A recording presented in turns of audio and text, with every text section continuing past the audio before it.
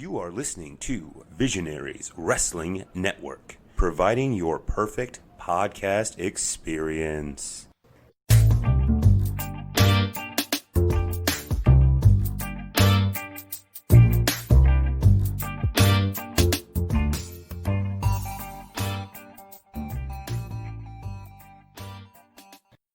Okay, this is the MGB review of DCW, which is Dynamite Championship Wrestling, from Saturday, October 26th, 2019. It was at the Volunteer Fire Department in Marydel, Maryland. Marydel, Delaware. Actually, we didn't realize. I didn't realize this at the time. I originally typed in Maryland when I saw Marydel, and it didn't occur to me until we were driving home that it's called. Because I was like, "Oh look, it's right on the border." Like, "Hey, we're about to go to the border," and then we just turned off to the. Obviously, that's half the name, right? Marydel, half Maryland, half Delaware. So it must be like, right. Anyway. All right, so actually the thing for this trip was we had some issues trying to get gas. I didn't have much. I was on the interstate. My GPS told me it was 0.3 of a mile. We pulled off and it was like 2 miles away. So anyway, besides that, we were okay. We stopped at Burger King. We had some food on the way. And anyway, we got there about 10 minutes before bell time. And actually, that worked out pretty fine. As far as I could tell, there was no wrestlers out ahead of time. So I don't think we missed anything. So actually, I think we probably timed it just about perfect for this one.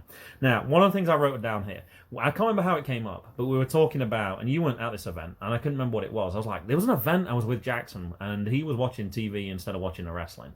We figured out it was classic pro wrestling, and he was laughing because he thought it was funny. As soon as we walked in, massive screen. It was huge. I'm not just talking like a large flat screen TV. I'm talking like, not quite a cinema size, but it was huge. It must have been several feet across. It must have been 6 foot high at least, I'm guessing, something like that. It was probably as tall as a person. The thing that surprised me the most was, I've been to a few fire departments before. We used to go to one to Nova Pro in Annandale.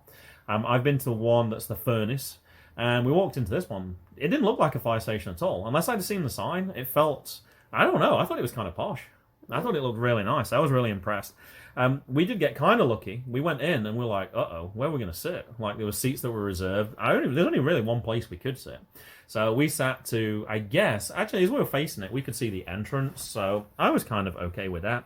What else did you notice as you walked in? This was kind of a little different, this venue. Very low ring. It was, yeah. How high? Like 3 feet? I don't think it was even that.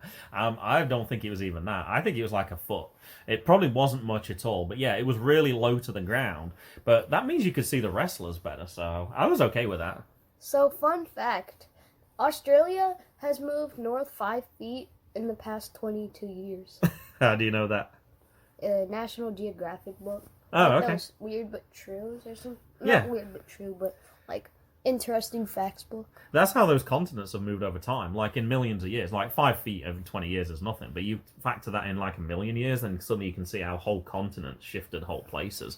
But yeah, no, things are moving, and that's happening in America as well. Those plates on the side of the tectonic plates, that's going to be causing earthquakes as well. That's why they have so much trouble on that coast there. When part of the land's moving 5 foot, and that's going to cause some serious earthquakes on this. What else have I got for this one? Oh, before we even started as well, the ring announcer came in and announced that basically what was going to happen today. They told us about some of the matches. They asked who can do the loudest scream, because they were sponsored by some Halloween company. I can't remember what it's called. I want to say it was like Devil's something. Devil's Playground 301 or something. Yeah. I think it's because it's Route 301. We obviously didn't know it because we don't live in that area. JJ, absolutely silent. Guy who makes the most noise. Make as much noise as you can. Scream. JJ. Nah, nothing. Absolutely nothing. I thought that was hilarious. 3 characters came out who were all dressed up in Halloween costumes, and some people were like a little bit scared by it. I noticed one thing the ring announcer did that I thought was pretty funny. He looked across at what was clearly a regular fan, and he looked at him and he was like, "Whoa!" and pretended that was one of the scary faces, and then they had a little moment where they sort of eyed each other up and went, I see what you did there. I liked it that there was locals there as well, and they were having some banter with the crowd. I thought that was good. And it said that DCW has been running for 17 years. Yeah, it's been going for a long time. Now, before we actually even got to matches, there was a lot of promos at the start for this. We didn't know any of the characters at all, really, when we got there. We knew a few people who were going to be wrestling. Like, I knew Kacee Carlisle. And, but yeah, so we got to see some of the people straight away. I don't know if you had this, because it's not really the matches. If you have it, you can tell me about what happened in the promos, or I have it as well. Go ahead. So RGP is like the new owner, or he's replaced Sunny D. Mhm. And then Fenix gets fired by Sunny D. Then RGP fired Sunny. He did. He got him to do his dirty work, and then he got rid of him. I've got a few more facts. Actually, on Facebook, they provide a whole summary of what happened the day after. So I took some things, because I missed some certain names. So I managed to fill it in from there. That's really good if you ever miss one of their events. It was called the Poliquin Firm. And they took over controlling interest of DCW because they had 51% ownership. That's kind of how it works. If you have over half, then you're the major owner of that company. They did say that the company will maintain its name and history, and there'll be no changes on that end. So it'll still be called DCW. They're not looking to change it. And the new president was therefore introduced, who was Craig. I think Americans say Craig. I would say Craig, as I'm looking to it right now. Craig Prendergast. He got booed straight away, so I'm assuming everyone knew who he was. We had no idea at all. And even after all this, they still carried on. So there was even more promos. I think the promo went on for about 20 minutes in the end, because it kind of set up some of the matches later. So do you have anything more for promos? Craig takes Mr. Ooh La La's belt for the last show's actions, because he blew him over the top rope. The No Limit title. Yeah, Yep. and then they're putting it on the line in the blindfold match, and the Scum Punks come out and have to fight each other and then the winner gets the No Limit belt shot next show. Correct. So the tag team, they lost their tag team belts as well. They had to submit those as well. I got one more thing. Mr. Ooh La La came out to the Power by Snap, so there's one more song we're adding to our wrestling playlist as well. Because I recognize that. People knew that one. There was a lot of people who were singing along to that one. And I don't have anything else for the promos, so I assume it's straight into match one. Is that right? Yeah. Match one is Alpha Dog Adam Chandler and Classic Eric Martin versus Phoenix Fury and Lord Diaz for the DCW Tag Team Championships. Adonis Valerio was unable to compete. And what did I find for this one? Now, Adam Chandler, he was the Alpha Dog, the guy who was crawling on the floor and barking. He has an even better nickname, Adam Chandler the Great. I love that. That sounds like Alexander the Great, right? Yeah. I love that. I think that's brilliant. I found a few things for him. He's the DTW World Heavyweight Champion, starting in April the 1st, and he's still holding that title. And he's also been the heavyweight champion from, this is a long time, April 2016 till my birthday in 2018, which is in May. That's over 2 years. So I'm trying to find. I don't think I ever found out what D2W actually stood for, but it's certainly in that sort of area as well. I got a few of the matches. October 25th, the Spectral Envoy, Frightmare, Hallow Wicked, and Ultramantis Black. I certainly recognise those last two names from Chikara. Hallow Wicked. Yep. The Batiri, which is Kodami and Obarian, defeat Adam Chandler, Dan Champion, Dasher Hatfield, Missile Assault Guy, and Travis Huckabee. So actually, Adam Chandler's had some good teammates as well. Dasher Hatfield, I recognise from Chikara, and Travis Huckabee we've seen a few times at Nova We saw Pro as well. Hallow Wicked at Flying V a couple times. Yeah, we did. And that was at the event which was called LVAC, Let's Hang Out Spooky Edition, which was in Bethlehem, Pennsylvania. Remember we visited Bethlehem? Yeah. A couple of years ago. Also, what I've got on here is Classic Eric Martin. Martin has appeared in Dynamite Championship Wrestling, where he held the DCW Tag Team Championships as part of the Classics with Tyler Stone. All right, go ahead, talk to us about this one, Mason. So there's a brainbuster when they were holding Phoenix up, but Phoenix had to bend his legs because he was going to hit the roof. And Phoenix and Lore wins with a roll-up, and Eric tried to pedigree Alpha Dog, but Alpha countered into an F5. And one of the reasons I'm not talking about the other guys is because we know they're wrestling Primal Conflict, and we'll probably talk about them when we actually finally review one of their events, and we'll probably mention them at Intermission as well, I'm going to guess, okay? All right, match two is Dave Reed versus Mr. Ooh La La, which is a blindfold match. I didn't realize on the initial promos, I didn't realize that Mr. Ooh La La was French. Oh, that was the character. Jackson hates that French accent. It drives him crazy. So once we mentioned, oh, are you going to support Mr. Ooh La La? He was not happy at all about that. He's like, nope, I want Dave Reed. Now, I was actually thinking about this. Why is it Mr. Ooh La La? Shouldn't it be Monsieur Ooh La La? If you're going for the whole French thing, wouldn't you go with Monsieur? People don't know what that means. I would have figured you could figure it out.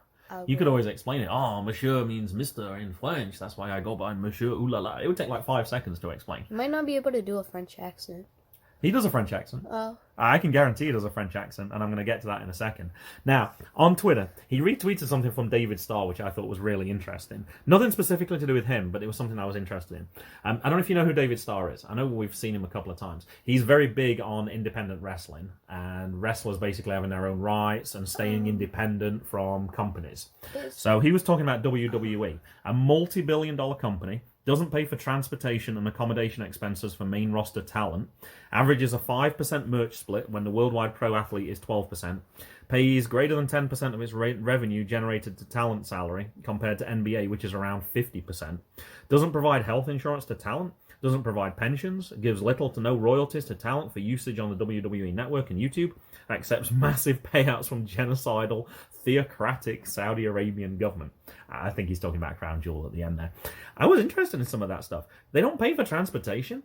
They fly all over the country. Oh. I had no idea. And when you get there, they don't pay for your hotel. I didn't know that at all. I was shocked when I read that, when I heard about that. Isn't David Starr used to be a WWE? If he did, I'm not sure about that. But the fact that, are you thinking of, I think you're thinking of somebody else, and I forgot the guy's name, the guy who's in Scream. Oh, David Arquette. You're thinking of David Arquette, correct. Oh. I think you're mixing those two up. Ethan Page fought David Arquette. He did, yes. No, this is David Starr. This is somebody different. But yeah, they only pay 10% of the money that they generate to the stars. Like NBA teams is 50%. That's a big difference. So they're not paying them much at all. I was shocked that you had to pay for your own transportation. Well, now it makes sense. You know what I've seen on, well, you might not have seen this, but I've seen on some of the other shows, like when they carpool together. And I was like, why would they do that? Why wouldn't they just fly? That's why. It saves money. Like when they get the big camper van and several of them drive around together. Wow, I was shocked by that. Now, the other one that interested me was, doesn't provide health insurance to talent. I thought Roman Reigns did. You know, he had his battle with cancer. With leukemia. I actually thought they did provide that. I thought that was one of the things that he mentioned, that WWE looked after him. So, I don't know. I thought it was kind of interesting, but I didn't realize that WWE had some of those policies that they do. Yeah, 5% of merch. So a $20 t-shirt, you're getting $1. Not very much. You got to sell a lot of t-shirts to make some money out of it. And you're not going to make anything if you're a heel. You're not going to make as much, yeah. But I thought that was interesting. Now, the interesting fact I have from Mr. Ooh La La is, and this is how I know that he speaks French, he was on a show that you're not going to be familiar with, but our audience will be. I'm not going to say the name of the show because I don't want you searching for it. But if you look on YouTube and you actually go with Mr. Ooh La La, the show that chants, Jerry, Jerry, Jerry. Everybody except for you, Mason, knows what I'm talking about right now. It's a classic show from 20 years ago. I was really excited when I found that out. I watched the whole clip. It's hilarious. I didn't recognize him because it's like 20 years ago. Mr. Ooh La La was on national TV. It's brilliant. Definitely go check out that clip on YouTube. It's hilarious. All right, tell us about the match. Is that Dinner with the King? Nope. Oh, because it's Jerry Lawler. No, nothing to do with that at all. That's a podcast. That's fairly recent. No, it's a famous TV show. It's one of the most popular TV shows of all time. So I can search up shows that count Jerry and then find that show. Yes, so. Watch that. I feel it might be blocked on your phone, but alright, go ahead. Well, you can't even get WWE on your phone on YouTube, so there's no way you're going to be able to find this show. I can now. Oh, you can now? I figured out a way. Ah. Go on and tell us about this match. I'm not telling you because you're Tell us this match. Ooh La La only has one eye, so that gives him the advantage. I didn't notice that at all. I saw, when I was researching him, I saw some pictures, and I was like, oh gosh, like his eye looked like all blue, kind of. Or you could tell that you could only see... I didn't notice that at all during the match, but he did have sunglasses on at one point as well. Some very outrageous sunglasses. His character... I like Mr. Ooh La La. I thought he was really entertaining. But yeah, how did you... I didn't even know... You didn't mention that to me at all. I was really surprised when I saw that on the pictures. I said it reminded me of PCO. Oh, that was the... I didn't realize that was why you said it... I thought you meant because he was an older wrestler and he was kind of like a big guy. Oh, okay, fair enough. So, I like how, like, Clujo in Pink Panther, he speaks... Cluso? Uh-huh. Yeah. Is that how they actually speak French? Not really, but if you watch like the WWE when they go around, there's definitely an accent there, but it's definitely exaggerated a little bit. But there is definitely a certain tone that they use. Because Cluzo was like, I would like to buy the hamburger. And that's obviously because it's difficult because you're doing a French accent with English words as well. I don't know if there's an equivalent thing like when French people are doing English people, if they do there's a certain rhythm to it, so that's for sure. But yes, no, it's not totally exaggerated. It's not like totally made up. There's definitely some truth to that, but it's certainly an exaggeration, that's for sure. Mm-hmm. It's certainly not as crazy as the one we do around Jackson, that's for sure. That's definitely exaggerated. So I think that Mr. Ooh La La has an advantage because he's used to seeing only in one eye. Mm-hmm. So it's like easier to adapt to not being able to see out of one other eye than. Oh, okay, that makes sense. Because they had to put the. We didn't even say why it was. It wasn't really a blindfold. It was more like a bag. They just put a bag over their heads and then kind of tied it up. I think it was a turnbuckle. Oh, it was? No, that's too small. That's way too small. It wasn't a turbo. It might have was been a bag. It had like a drawstring on it as well. So yeah, I can see why you'd think that though. But Dave's arm is locked by the ref. The ref arm is locked by Dave, and then the ref flips over Dave, and then Dave he takes off his mask because his isn't tied, and then he attacks Mr. Ooh La La, but Mr. Ooh La La's is tied, so he can't. Takes him a little while to get it off eventually. Take it off, and then Mr. Ooh La La wins, but it's overruled by Craig because Mr. Ooh La La sent Dave over the top rope for a DQ. Correct. Yeah, there was. They clearly didn't want Mr. Ooh La La to win this. They'd already shown that they weren't going to be particularly fair about things. But yeah, I have a question. What if Dave he what like in the middle of a match he was like blindfolded and he started running to try and attack it, and then he just went over the top by himself? I don't know. I would assume that or just the means ref arm flipped him over the top rope when he did the arm flip. I would assume that just means you eliminate yourself. I don't know. There was a lot of stalking around at the start because they were kind of pointing. Mr. Ooh La La was like pointing in different directions and listening for cheers, and everyone would be like, yeah, yeah. And then he'd start walking in that direction. Of course, the other guy knew as well, I need to move out of the way a little bit at that time. But yeah, it took him probably 2 or 3 minutes even to sort of grapple to begin with. They were swinging at nothing, and I kind of liked the match to begin with. I thought it was fun to start with. You knew there was something going to happen because, like you said, that his mask wasn't even tied properly. So. I think that the mask must have been like transparent. Possibly. You'd need some idea of where. Like when you look in some shirts, you can still see. Correct. It's like that. Yeah, I'm sure there's something, and it's kind of well lit as well, so you definitely can see. You can, if you can't see everything, you can see outlines and you can see shadows, and you can certainly see things moving as well. I'm sure that's what happened for this one. Alright, match 3 was the Scum Punks who were fighting each other. It was Ethan Essex versus Drake Carter. Now, actually, I noticed something in this match that I didn't notice in the previous 2. You know how in WWE when there's a slam and you can really hear it as really loud? When these guys get slammed, there was no sound at all. Yeah. I don't know if you noticed the ring. So I'm curious, because I asked that before. Is that a ring noise? Like, does somebody play a sound when they hit? There was no sound on this at all. As they hit the ground, they just hit the ground. There was no big bang. Because we've been to ones before where we've jumped, like, whoa, that was like really loud. I wasn't expecting it. There was no sound for this at all. There was a microphone under. It could be. That would make sense to amplify it a little bit. That would make sense. Now, these guys actually, and we didn't talk about this on the intro, as we were walking in, because we were kind of late, we actually saw them backstage, not backstage, we saw them out the back of the building. Jackson loves that style of hair. They had the punk rocker style hair, kind of a little bit like Sheamus, I guess, and even more so, I would say. And Jackson saw them straight away, so he was kind of excited when he got to see them in this match. But yeah, all right, talk to us about this match. Drake's hair touched the roof. Yeah, it was crazy. I don't know how he did that. That must have taken a ridiculous amount of hairspray, or I don't think gel. I think you'd have to use hairspray for that. But yeah, that was really high, how high his hair went, yeah. Yeah, that would be, like, that's really cool, because Jackson, he dyed, I got to dye his hair on Monday. It was like, you just had to wet the hair, and then you had to put, like, it was like, sort of like hair gel. Mm-hmm. And so Ethan is Ethan's the one who had the green hair, right? Yeah. He had the green hair that was the punk rocker style, and Drake had kind of like just a big point, as far as I can remember. His hair was a lot darker. He gave a kid a balloon, and then there's autographs on it. Yeah. And I saw that video actually on Facebook as well. It was kind of a cool moment. Ethan's a fan favorite for sure. Mm-hmm. Yeah. And then Ethan wins with a roll-up. Okay, anything else? It was a short match. Okay, and at the end of the match, what happened?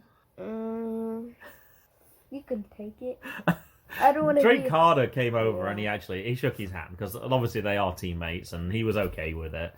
They kind of put them in a position they didn't want to be in because they didn't really want to fight each other, but they were happy for each other. They came out as one. They kind of hugged it out at the end, so no, that was okay. And at the end of this match, they announced that the next event, the Jingle Bash, it's fans. Ethan suggested this. He wanted the fans to bring. He said, "You've heard of fans bring weapons, right? We want you to bring in Christmas decorations that we can use for a fight." Now, I was curious. Technically, I wonder... No, I don't think we're going to be able to make this event because I think we have something else on the same day. I'm curious, could you wrap a baseball bat up in tinsel? Would that count? Would they allow you to bring that to a match? Because I still have that wooden baseball bat, I think. I don't think I took that to the thrift store. Would they accept that, or would they class that as not suitable? I don't know. I'd like if I could find an old Christmas tree at a thrift store that's kind of a bit broken and a bit, I don't know, not looking very good. Who cares if you're going to smash it over somebody's head anyway? I don't know. I think that would be a fun one. I'd kind of like to watch it. But... Snowflake.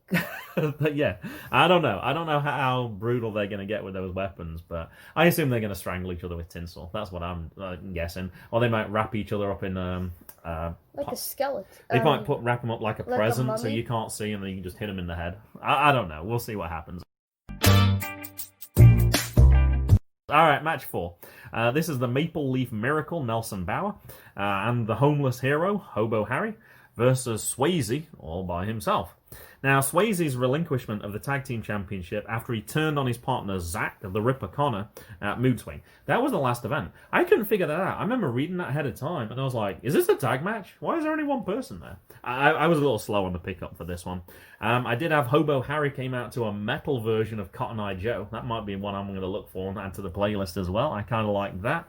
I did find him as a wrestler. He was listed as just the Hobo. And... yeah, Swayze. Could not find anything for Swayze. I don't think you know who Swayze is. There's Patrick Swayze. Oh, we talked about this in the last Nova Pro review. When Bo Crockett lifted up Innocent Isaiah, and I talked about it was from the film Dirty Dancing, Patrick Swayze is the big star in that film. Oh. So looking for Swayze is really difficult because all you find is that guy.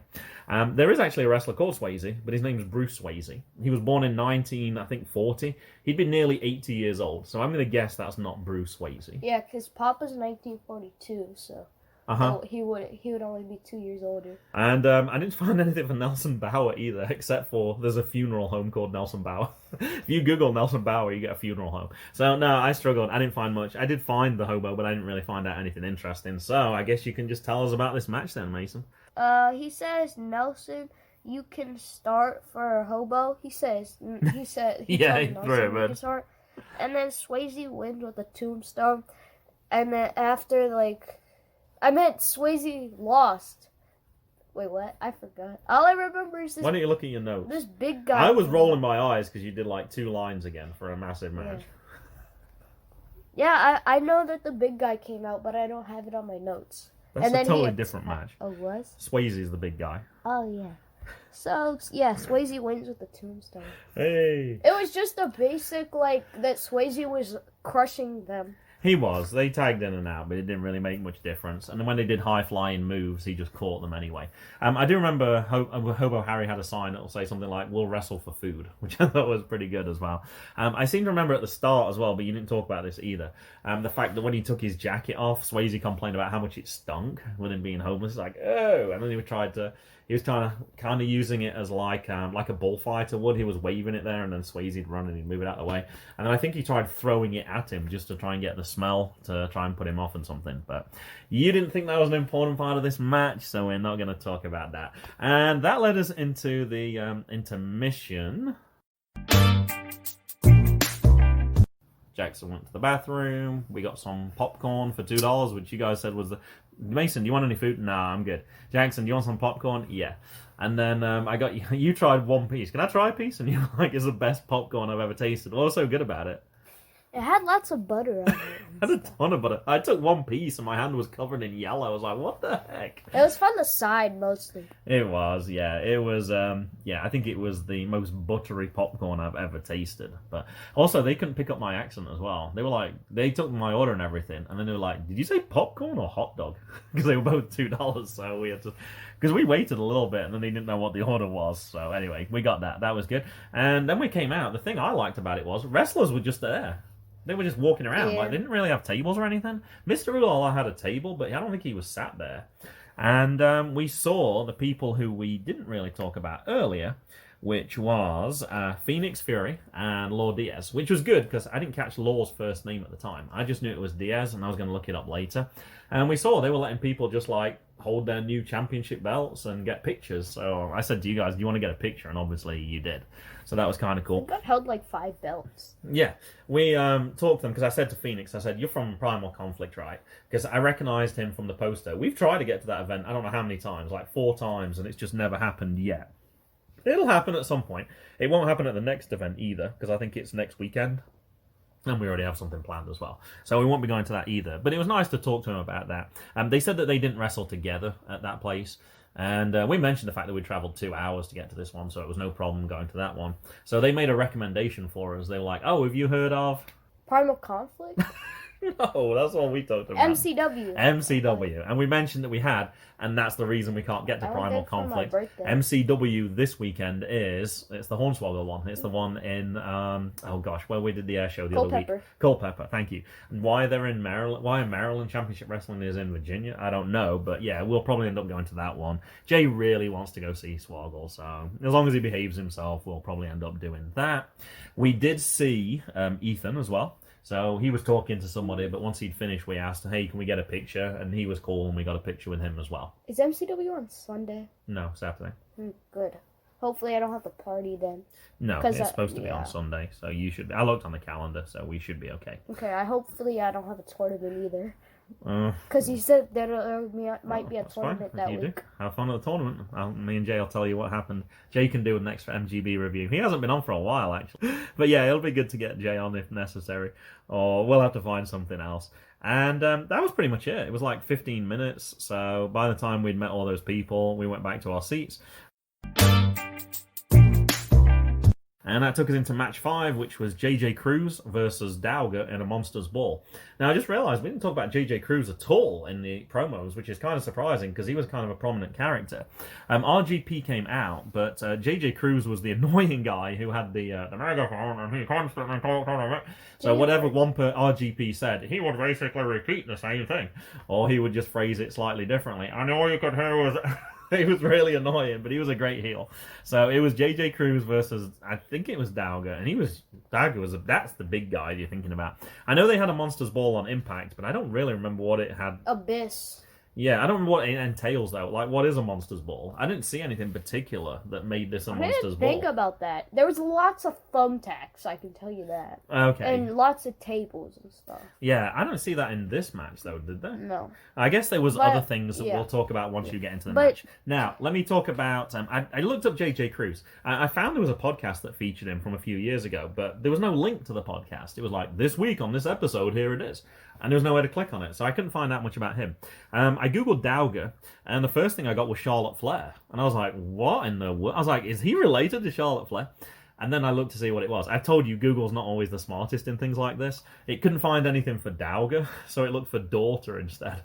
And obviously it knows I like wrestling, so it found Ric Flair's daughter, Charlotte Flair. So I didn't get anything for him at all, so I guess that means you can just talk about this match. So JJ Cruz reminds me of Jimmy Hart. Yes. Was he a heel? Jimmy Hart? I don't remember, actually. I didn't really know him from WWE. When the first time I saw him, I didn't know who he was, except for the fact that he was a WWE Hall of Famer. I knew he'd hung around with, Hulk Hogan, but I didn't watch it in that era at all. So I kind of seen pictures of him, but I'd never heard him talk or anything, or seen what his character was at all. I have since, because I've watched some earlier WrestleManias. Yeah. But at that time, I didn't know who he was at all. I think Jimmy Hart's appeared on MLW recently. Or Impact or something that we watched recently. WWE. Was it WWE? He's back because Hulk Hogan has his match on Crown Jewel. I just watched the last minute or so of the SmackDown, and I saw Shorty G and... That was the team they got for Crown Jewel, which by the time this episode's come out, that event will actually have happened. It's going to be in 2 days' time as we're recording today. All right, talk about this match. JJ Cruz, he screams like Tremor, and then a kendo stick, and the chair doesn't daze Raymond at all, and the low blow doesn't either. Yep. only a microphone siren dazes Oh, that was funny, because we used to have that at school. I used to do bus duty, and I would have that microphone. I'm like, guys, let's go to your buses. Go to your bus. And then that sometimes didn't work. So what you do is I'd switch that siren and it goes, woo! If it's right next to somebody's ear, everyone would be like jumping and like, go, and then they'd move because it's too loud. Like, my hearing's not so good, so it doesn't affect me as bad. But when you're younger, sounds are louder. So every time you switch that on, you could guarantee people move. So that was a totally relatable moment, that when you switch that side, it's really loud. That would make you jump. Except nowadays, people blares their music so loud that they become deaf. Yeah, they've got the noise-cancelling headphones on as well, so it's probably not quite as bad as what it used to be. And so... someone else comes out and with Raymond's music and attacks him for JJ win. Wow, I'm really shocked that you missed the most important part of this one, or what I thought was the most important part. So there was a slam through. It got the bag out, and you think, is it thumbtacks or whatever? Nope. It was like Duplo bricks. It wasn't Lego, because it was much bigger than that. But it was like those Duplo bricks, and he came in and he slammed him on that. Then he speared him. And, Now, the thing from Facebook that I got, there was part of this story that made no sense to me at all, because we didn't know the characters. And this is why I love Facebook, because it explains everything to you. Annabelle Stackhouse was nowhere to be seen, and this seemed to have been playing on the emotions of the monstrous Dauger throughout the contest. No idea who Annabelle Stackhouse is at all. Was that little girl on the side that came out with the devil's No, because it playground? said she was nowhere to be seen. Oh. So it can't be her then. Dauger throughout the contest. Oh, yeah. When he finally had the match in hand, his own music hit, and the monstrous figure wearing the exact ring gear, looking like his very twin, emerged from the back and stood face to face with him. Dauger seemed to know who this mysterious monster was, and accused him of capturing Annabelle. Before Dauger could do anything else, the man powered him down and then speared him through the mat. He would leave with Dauger and Annabelle's infamous teddy bear. And I heard him say on commentary, we actually had the guy on commentary next to us. He was the ring announcer as well. Like, he'd do the ring announcing and he'd go and sit at his table. And he was recording the commentary on his phone. So I don't know if they release these videos later and then they add that soundtrack to it. I don't know. But I did hear him saying once he lost his teddy bear, he lost his power. So there was a lot of backstory to this that we didn't quite know. Yeah, I just thought it was a heel from the back. I just thought he was a big guy. I didn't notice that it was exactly the same guy. I thought it was his tag team partner that he turned on. I saw it was the same music. Oh, we didn't even talk about that as well. The other thing I loved about this is on the entrances, they had professional entrances. On that big video screen that we talked about, they had like their name listed, which was perfect because we could write them straight down. They had like a video entrance theme like you'd have on the pro scene. And they were good as well. They had the music to the background. It really increased the atmosphere rather than just having a person walk out with a little bit of music in the background. I totally forgot to mention that earlier. I thought those were really cool. Yeah, so I recognized that was it was like a Halloween theme anyway, but I recognized it was exactly the same one. But yeah, I don't know how I missed that. I thought those were really cool. I thought that was and I thought that MCW kind of has a TV screen, but I don't know if it goes to quite that level of detail. It's just the people in the match. It's like that. Yeah. Oh, they also had highlights as well, so you could kind of see some of the earlier matches that people had been in as well. Oh, yeah. So you got to MCW. You got to see like their highlights as well as their entrance music and things. So I thought that was really cool. That was one of the things I really liked about DCW, and I didn't even mention that in my notes unless I mentioned it for a later match. Yeah. Actually, I don't think they had that on the regular event we went to. We went to an event somewhere. It wasn't the MCW arena. Okay. But when we went to the MCW... We went to the one in Hollywood. Yeah. That was at a fire station as well. Yeah, they didn't, but the one in Joppa, I think, did. Yeah, not the California Hollywood. All right. And the contract signing, which turned out to be match 6, Hardy Heft came out. They announced Hardy Heft as he's diagnosed with autism, and they said he was the first autistic wrestler, I think, and they were trying to get him to sign. Do you have anything for this one, or do you want me to tell you a little bit about this? So Hardy Heft has the same exact pants as Jeff Hardy. I'm sure that's deliberate. Yeah, I'm sure that's deliberate. And so he signs it, Nelson interrupted, and then they started a match, and then Hardy quickly wins. Yeah, he did quickly win. And Nelson Bauer gave him the choice. He's like, I know you're not going to want to do this, but we don't have to wait until the next event. If you want a match right now, we could. I know you're probably not ready for that, and you're probably scared of me, and he was trying to sell him. Anyway, he took him up on his offer, and yeah, he quickly won, and obviously the crowd was very excited by it. And, okay, from Facebook. Hardy Heft is diagnosed autistic and has trained for many years to live out his professional wrestling dream, and we are extremely proud that we can provide that platform for him. The fans are into the newcomer, and we look forward to seeing where the autistic underdog goes from here. Now, Hardy Heft is kind of a unique name. Like, I knew I'd be able to find Hardy Heft, and I did. He's actually had a match before. It was at the ECWA 22nd Annual Super 8 Tournament. It was on Saturday, April 21st, 2018, at Asbury UMC in Newcastle, Delaware. And it was a match 8 was the Battle Royal. Adam Chandler, who we talked about earlier, that was the Alpha Dog, I believe, defeats Bobby Orlando, we know that person, Bobby Reyes, El Kento, Hardy Heft, that's where his match was, Jake Hollister, Jose and Hose B. I've seen that name before somewhere as well. That's a joke. It is, kind of, but I've seen their wrestlers' names as well, but I can't remember where. Magnum, Mr. Oolala, Prince Piranha, Steve Shields, TJ Crawford, Tommy Beefcake, Tommy Bowie, unknown participants, I guess that's a lot of people that didn't know, and Vinny Talotta. That's the only event that I can actually find that he's appeared in. The ECWA has some matches on Pivot Share, and they also have some on Power Slam. Unfortunately, they didn't have that match, because I was intending watching it to see how much of an involvement Hardy Heft had in it, but I couldn't find it. Isn't that Nick Aldis, like Magnus. Oh, yeah, Magnus, yes. And after that, we went between matches. And, actually, at this point, they'd already announced there was going to be 7 matches. And so I said to you, there must still be 2 more then, because they hadn't announced that one ahead of time. That was just the contract signing. So I thought we had a bonus match, but they didn't. It went to the main event. But before that, though, the ref was interviewed, and there was accusations that he'd been taking a lot of vacations recently. Like, where had he got that money from? Had he been given the money by RGP? And he denied that, obviously. And that led into match 7, which was the champion, Kacee Carlisle, versus RGP. So, similar to Primetime Pro Wrestling, obviously it's intergender. Doesn't matter who it is. If you're good enough, you can be the champion. And Kacee Carlisle was the champion. I saw a tweet on 27th of October, 2 days ago. No disrespect to Becky Lynch, but who needs Becky 2 belts when you have Kacee 6 belts? And then he tagged at Kacee Carlisle in it. She has the same amount of belts as Michael Jordan had championship rings. Yeah, she had a picture with 6 belts on. So I thought that was kind of cool for this one. All right, go ahead. Talk to us about this match.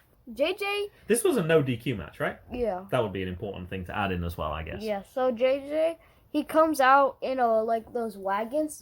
I almost said like JJ a kid's Dylan. wagon. That was the other thing I forgot in that match with JJ, because obviously we call Jackson JJ as well. Like, who do you want to win? Do you want JJ to win, JJ? He was like, no. He wanted the other guy to win. I almost said JJ Dylan, too. So. RGP hits Kacee with the briefcase, and then Kacee hits him with the briefcase 3 times, and Kacee runs into the post, and Ricky Steamboat. There's a Ricky Steamboat chant. Because he looked like it, because he had the headband on, right? Yeah. And Kacee backdropped RGP on the ring apron, and JJ gangs up on Kacee Carlisle, and Omega Phoenix comes out but attacks Kacee Carlisle. Now, at this point, I can't believe you're not giving me kudos at this point. I was about to say. Okay. As soon as the music hit, I said to you, I know what's going to happen right now. I was like, everyone thinks that he's going to come out and take out RGP, because that's kind of what this deal is. I was like, that's not going to happen. He's going to come into the ring. He's going to take out Kacee Carlisle. He's going to let them win, and then they're going to invite him back into the organization because he helped them out. And I can't remember if you agreed or disagreed with me. I agreed. But within 30 seconds, that's exactly what happened. And we kind of got to sit back and watch. The woman in front of us was like, she couldn't believe what happened. We'd already discussed this literally 30 seconds at a time. We were kind of watching it. Like, we had the inside knowledge on this. I don't think I've ever called a match as good as that. Like, as soon as it happened, I was like, oh, no, they're not going to do... It was too obvious for me that they were going to take out RPG. He could have done that any time. It made sense that was what was going to happen. Now, you missed one thing that I'm really surprised about. You mentioned the fact that Kacee Carlisle got hit by the case as soon as she tried to enter. What you didn't mention was, though, the ref grabbed the case and would not let RGP use it. At which point, RGP confirmed the accusation from the prior segment that he had been paying the ref, and that's why he'd been taking all those vacations. So we had a crooked ref on this match, but actually he played it fair, actually. He wasn't trying to cheat at all, but whether he'll be invited back, I don't know. Anything else for this match? I got something for after. Okay, go ahead. So, when we went on the Bay Bridge, it was very disappointing. There was nothing lit up. We love the Bay Bridge. Jackson loves the Bay Bridge. That's really long. There's one in Illinois. Like for a Bay Bridge there as well? Yeah. I guess so, yeah. There's certain places where you can go and things like that. Yeah, it's like over 4 miles long. It goes up really high as well. It is kind of cool. I like to see it. And as we were coming, it was kind of, sun was setting as well. So you could kind of see the boats in the distance, and it was starting to light up a little bit. It was kind of cool. Now, the next event we talked about a little bit, it's called DCW Jingle Bash. It's going to be Saturday, December 14th. Once again, it's at the Marydel Firehouse in Marydel, Delaware. Already signed the DCW No Limit Championship. Fans bring the Christmas decorations match. So yeah, I don't think a baseball bat wrapped in tinsel is going to count, actually. And also the lucky one, Dave Reed, is going to face Scumpunk's Ethan Essex. Now, we would like to go to this. I don't think we're going to go, Mason. There is another event, actually, which is a little closer that I'd kind of like to go to. The Future of Honor, Joppa, Maryland. So we've tried to go to that a couple of times as well. So it's like the people from Ring of Honor, but that next step below. So it's kind of like the NXT for Ring of Honor. And there's a few people there we know. Ken Dixon's one of those people. Actually, possibly, it might even be Savage Gentleman and Lady Frost now. I know they're in that dojo there. And there's also that tag team that I met. And actually, I'm surprised I didn't mention this at the start. The reason I found out about Dynamite Championship Wrestling was, over the summer, when you were in Ohio, I went up to see... Infinite Pro? Thank you. Infinite Pro Wrestling. And I got there early. I went to Delaware. I went to Dauger to have a look around, because I hadn't looked around in 15 years. Got to the main building with all the history there. And there was something going on. It was like, whoa, there's like hundreds, thousands of people there. I was like, what on earth's going on here? Comic-Con. The first thing I walked by, I saw people dressed up in outfits, obviously. And the first thing I saw was wrestling. And I saw this DCW. I was like, oh, where are you? And they told me where they were. And I said, I'm not worried about traveling. I was like, I just traveled 2 hours to get here. I was like, I'm quite happy to travel 2 hours. So I kept them on. I added them to Facebook, and that's how I found out about this event. But while I was there, I also met one of the... Future of Honor tag teams. So I got a poster for you. I took a picture with the 3 guys. They were really cool. So I know we want to go sit down at some point as well. So I have a feeling we probably won't make that event. I've already said on Facebook, I actually congratulate them. I said, what a fantastic event. We really enjoyed this event. I said, we'll be back, but it probably won't be for the next event because we have something else. Which was kind of good, actually, because we went to 2 events this weekend, and unfortunately the second event we went to was not very good, and we actually left at the intermission. I have never left a wrestling event at an intermission before, but it was not family-friendly at all, and I was embarrassed to have JJ with me in something that was promoted as family-friendly. DCW, perfectly family-friendly. It was great. There was no language at all. Thoroughly entertaining. Were we second or third row? I don't remember. Whichever row you were, it was close. Third. There was no problems at all. The people there were really friendly. You got to meet the wrestlers at intermission, which I thought was really cool. I loved the video screen. I thought they had a professional introduction, how the characters came out. I thought the promos were a little long, but I liked that setup, though, as well. Most of the time, they just go straight into matches. I like the fact that they kind of set the matches up and gave them a little bit of context. And good value as well. I seem to remember it was $15 for us, and Jackson was free. So $30 for 3 tickets, I think that's pretty good. Yes, we had to pay a little bit of gas to get there. I never mind doing that anyway. I like listening to the music on the way there. We had to pay the toll for the Bay Bridge, as we call it. But that still wasn't... I think that's only like $4 anyway. And that's 2 ways. It is, yeah. You only pay it one way. I think that's good they do that. So you don't have to stop twice. They just double it up. You could easily charge $4 each way. Like bridges in New York, $20.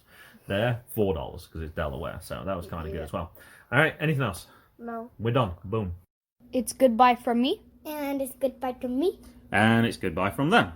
Goodbye.